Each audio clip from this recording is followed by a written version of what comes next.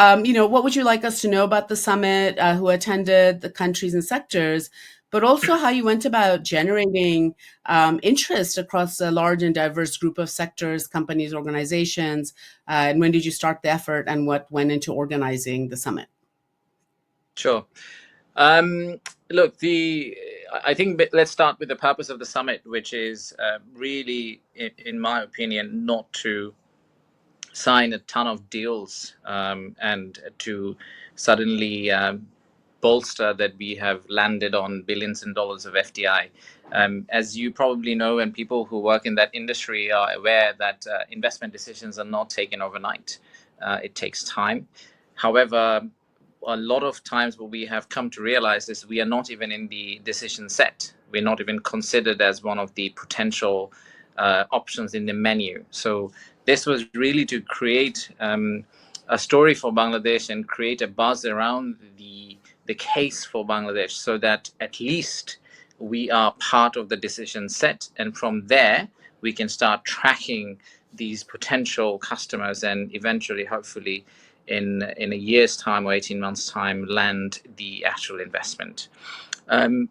We were kind of, in a good way, surprised to see the level of interest, and it was very sort of heartwarming to see from both local and foreign investors. As I have said before, I apologize publicly for not being able to give people physical entry to the summit because we were so badly overbooked, and we obviously prioritized the foreigners and non-resident Bangladeshis over the rest of the gang. But at the end of the day, I think I give a lot of credit to our partners for creating this buzz. So one thing that was very different during this summit was we kind of co-organized it with private sector and development partners and obviously political parties. So we outsourced these breakout sessions. We outsourced some of the signings. We outsourced most part of the summit, apart from the inauguration session. Everything else was outsourced. So they kind of created this uh, buzz themselves. So it became all encompassing over time. So that's how I think we got to where we are. Obviously, the government outfits that worked very closely in organizing it worked very, very hard. As you probably remember, it was just after Eid holidays.